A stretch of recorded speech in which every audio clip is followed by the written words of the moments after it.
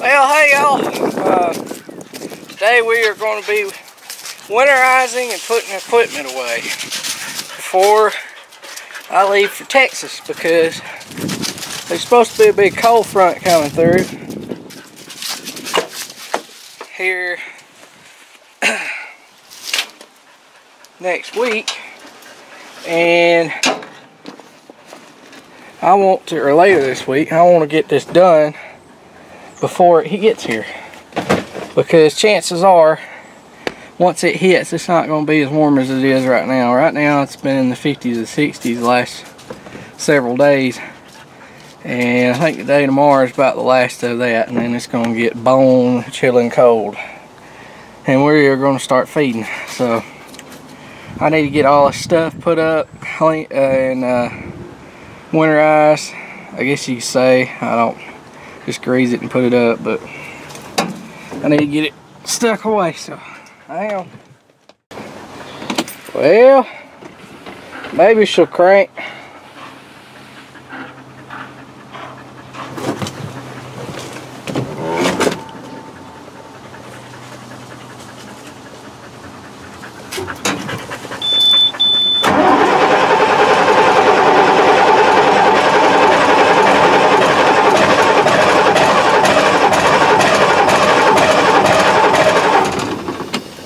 Not yet.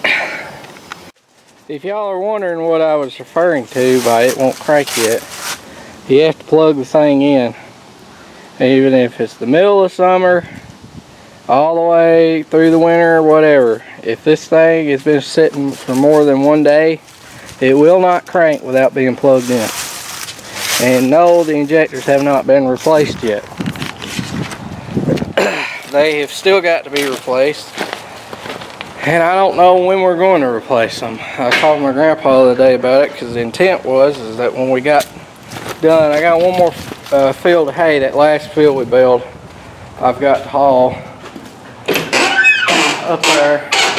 That farm we've been working the fence on, and I don't know when we are going to get to work on it. I'm gonna pull it in the shop as soon as I get done with that field, and I'm gonna go through everything on it and service it all and everything. But as far as I know, I don't think he's intending on doing anything with the injectors yet. If you crank it every day and drive it every day, it cranks and starts fine and runs perfect, has plenty of power. But if it sits for more than one day, it won't crank anymore. And it's not the check valves or anything else. For those that don't know, we did take it to a international shop, and they said that the injectors are shot, so they've got to be replaced. And I don't know when we're going to get around to doing it, but maybe we will one of these days. Alright, so first thing we got to do is you got to move this stack of hay over here on top of this stack of hay. And so I can have this whole side of the shed to put equipment in. What I'm going to put on this side is going to be the 2 tedders and the coon rake. And I may put the bush hog on this side. And then this side, my intentions are to put the conditioner and the round baler, the clouse. I may actually leave the clouse where it's at and just put the conditioner in here. I haven't made up my mind yet. The Vermeer, I generally leave it where it's at all the time, and it doesn't get moved very often. So, but I'm gonna get the main ones is the rakes and the tedder or fluffers, because they sit outside, and the bush hog. The other thing I need to do is I got to put the loader on the 5400. The Quickie Q40 is sitting right there. I got to stick it on. I don't know if I'll get to that today or not, but because I got some other stuff I need to do too. We've been catching cattle today and doing some other stuff, but y'all hang on, we'll get moving here right in a minute.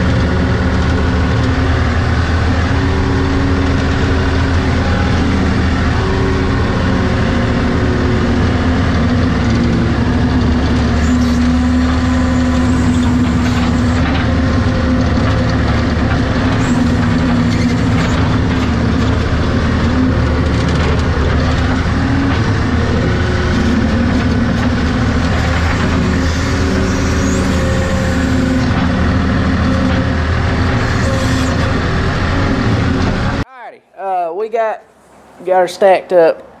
This hay that's behind me is actually some hay that didn't meet my particular standards, I guess you could say, that I culled off. I generally do this every year, and what I do is what I cull we use in our cattle barn out there when we got some calves or cows or something in the barn. It's what we feed inside the barn, and it works out good because we generally feed somewhere around 100, 150 in there a year. Plus, my wife has a horse. Don't ever get in horse business. It is a downhill business. But believe me, I know. I have to have so much of it for that, and this is good enough for them, or for him. I ain't gonna keep my best stuff for that horse. It's just not. If this is okay, there's nothing really wrong with it. It's just little things here and there I didn't see. Maybe I saw one that I thought was a little heavier than the others, or had a little too much dust flying up, or just different things. Now, there's some of this hay, probably about 50 bales of it or so, that is good stuff, but there's some of it that was on the bottom or something like that that I didn't particularly care for. But that's what that is. Now, this loader, I want to talk about this right quick.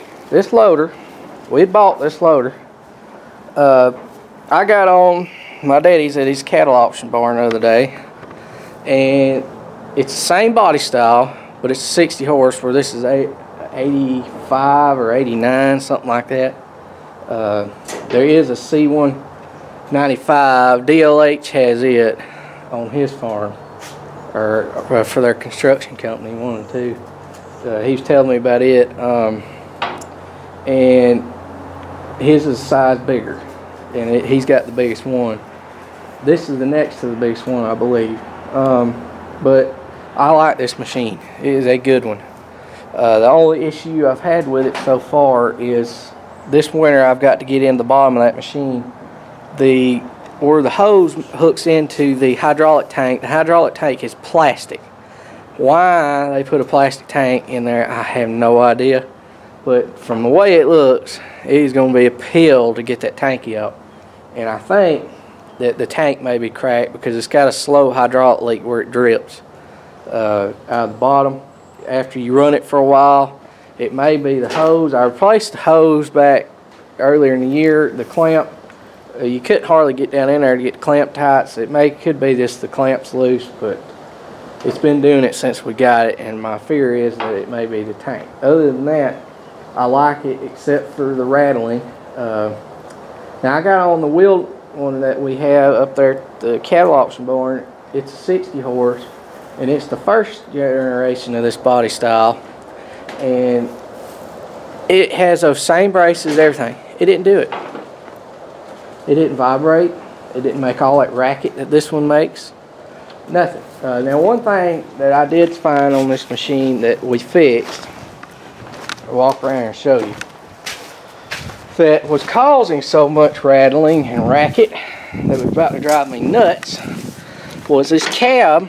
The outer frame of this cab was hitting the inner part right in here. I may have made a video about this, y'all remember seeing me showing it, but I took and pulled this cab over and shoved a piece of rubber up in here, and it's not near as the loud banging that that thing was making. It was just horrendous, is gone, but the regular vibrations from the loader is still there. The only thing I found that you can do is just pack it full of a good thick grease in these braces and the bars. Now that one up at the cattle auction barn is nothing compared to the way this thing is. I don't know if it's because of the tracks, whatever. That's my only complaint with this machine, is that. DLH said that his rattled too, but it wasn't as bad as the John Deere he's got. He's got a new John Deere, and he said it was just as bad as the New Holland. And that kind of turned me off of thinking about getting a John Deere, as far as in replace of this one eventually someday. Now it may change. Now the one up there though, it was not nearly as bad as this one is, but it did have tires, which is probably might have something to do with it. But as far as the tracks and tires go, 75% of the time I want tracks. I'll just put it that way. 25% of the time I want tires. And the 25% is when you're driving from here way out yonder to the barn.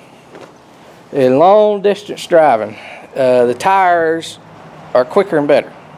But if you're staying in one little area, loading and unloading hay, or doing feed work with a bucket, digging, clearing, pushing up brush, something like that, or whatnot, tracks are, there's no other comparison, because you're more stable with the tracks, you get more lifting capacity with the tracks, there's more grip, all that crap with the spinning tires on the skid, like the case and everything does, forget it.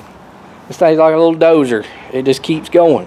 I have spun them, but it is way harder to spin these on this machine than it is tires.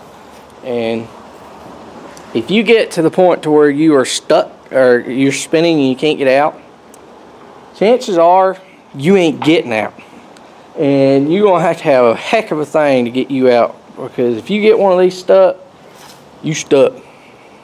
But I do like the machine. It does an excellent job for us. As far as running these accumulators and stuff and everything, it does an amazing job. It's just so much more stable. Lifting pallets and unloading feed and salt and different things here when we get them delivered on tractor trailers and stuff, it makes it so much easier, because you can pick up so much with one of these with tracks versus tires. Tires, even in a tire machine in this size, it will not lift what this one will because of the tracks. But I just can't, I mean, it's just it's doing a good job as far as the way it's the design of it. I would like to have pilot controls over the regular foot pedals and sticks. That's the one thing I would like to have different. But at the time this was built, that wasn't too common. You could buy one of these though with them. And I have to apologize to somebody. It is my fault. One of y'all had asked me about, I won't say his name now, about this machine. He had actually asked me about the maxillary. He called me. And he asked me about the maxillary. I talked to him probably 45 minutes. Y'all may remember me talking to one of y'all. And I talked to him for probably 45 minutes on the phone about that maxillary. He went and bought one from Cane's. And he called me probably a month and a half ago wanting to ask me what I thought about this machine. And I was supposed to call him back. He left me a voicemail, and I just forgot it till I thought about making this video when I got out of that cab. And it just dawned on me right then that I was supposed to call him back. So if you're watching this, I'm sorry. You probably think I'm an asshole because I never called you back, but it was not my intent. I just got busy, and I probably just forgot it, I'm guessing. I don't even remember now. But a lot of times I'll get messages or something from y'all, and I'll have an intention on messaging you back on YouTube or something, and I'll see it when it notifies me on my phone, and I'll see it and I don't have time to respond, and I really want to respond, and I get so tangled up in whatever else I got going on that I just forget to even message y'all back sometimes, and I hate it. It's not that I don't want to, it's just I forget about it. But I just wanted to say sorry to him. He probably thinks I'm an asshole, but that's what I think about that. Let's go see if his truck will crank.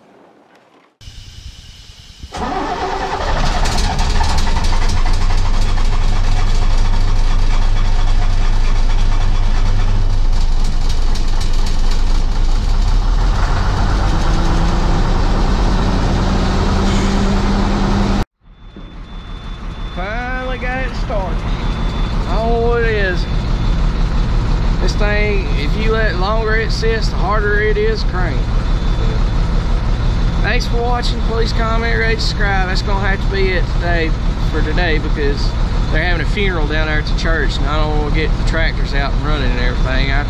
We didn't crank this thing because I've been trying to crank it for so long, but they just pulled in. And, stay tuned for part 2. Don't forget to check us out on Facebook. The link will be in the description. Thanks for watching.